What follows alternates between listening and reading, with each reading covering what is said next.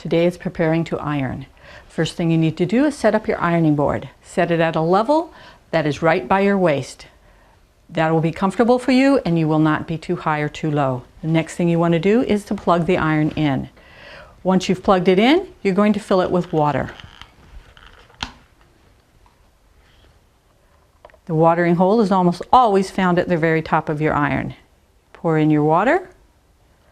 Once you've got the water you need, you're going to turn it on. This is usually found on the handle or on the side of the iron. Once you turn it on, you let it heat for a moment and then you choose your fabric.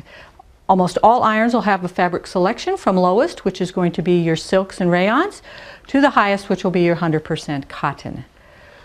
When you're ready to test for the iron to see if it's going to be the proper temperature, never touch the faceplate.